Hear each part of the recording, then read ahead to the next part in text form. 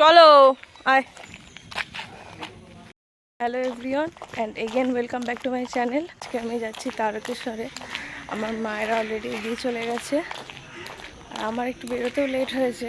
আর আমাদের একটা কুকুর আছে, সে আমাকে বেরোতে দিচ্ছিল না, পিছনে পিছনে আসছিল।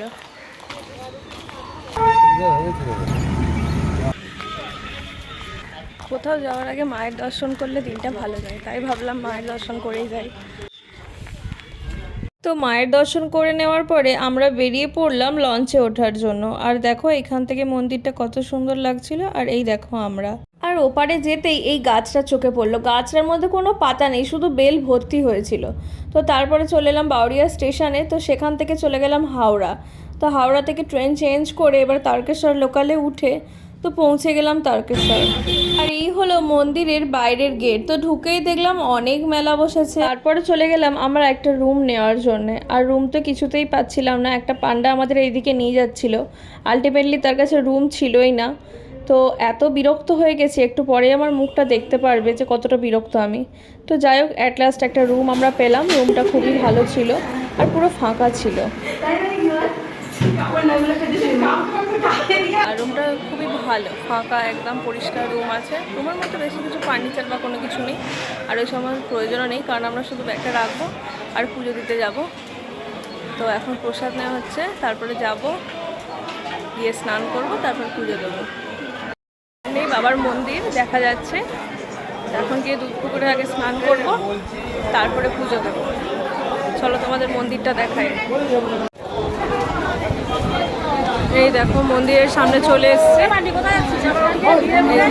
মন্দিরের প্রবেশ পথ এটাই। এরপরে এখানে গিয়ে পুকুরে গিয়ে স্নান করতে হবে আগে, তারপরে পুজো দিতে পারবো। এই দেখো, এই হচ্ছে পুকুর। পুকুরে সবাই স্নান করছে, আমরাও করবো এবারে। আর আমি জানো তো পুকুরে স্নান করতে খুবই ভয় পাই, তাই জন্য আমার কাকিমা আমাকে একদিকে ধরেছিল। তো আমরা একে একে সবাই স্নান করে নিয়েছিলাম। স্নান করা হয়ে গেছে, এবারে পুজো দিতে যাবো।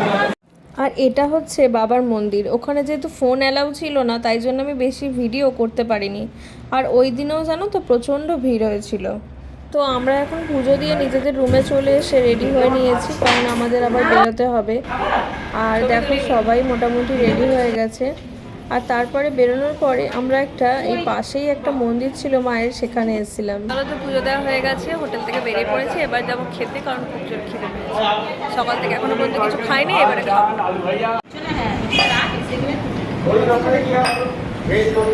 তো আমাদের খাবার চলে এসছে। তো আমরা নিরামিষ থালি নিয়েছিলাম। তার মধ্যে ছিল ভাত, ডাল, একটা লেবু, আলু ভাজা আর পটল আলুর একটা তরকারি আর চাটনি।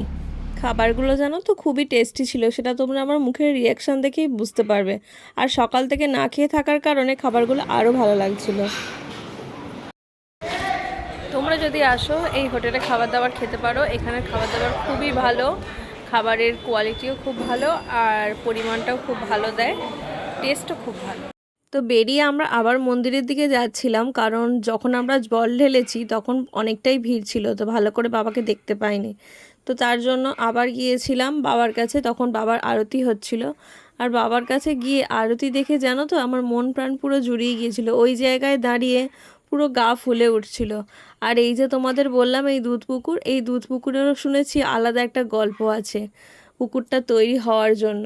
তো তারপরে আমরা বেরিয়ে মেলায় এসেছিলাম। তো মেলায় ওই আচারের দোকানটা থেকে অনেক আচার কিনে তারপরে মেলায় ভালোভাবে ঘুরে এখান থেকে গোপালের কিছু জামাও নিয়েছিলাম। আর এই একটা পার্ক দেখতে পেয়েছিলাম, পার্কটা বেশ ফাঁকাই ছিল, জানি না এখানে লোকজন কোথা থেকে যায়। আর তারপর আমি একটা এই ঠান্ডা খেয়ে নিয়েছিলাম। আর তারপরে এই কিউট কিউট দেখতে জিনিসগুলো দেখতে পেলাম ঘর সাজানোর জন্য। তারপরে চলে এসেছিলাম আবার স্টেশনে বাড়ি ফেরার জন্যে। তখন বাজে মোটামুটি 4:30। তো তোমাদের যদি আমার ভিডিও ভালো লেগে থাকে তাহলে ভিডিওটাকে লাইক এবং চ্যানেলটাকে সাবস্ক্রাইব করে দিও। তো তোমাদের সঙ্গে দেখা হচ্ছে পরের ভিডিওতে। বাই।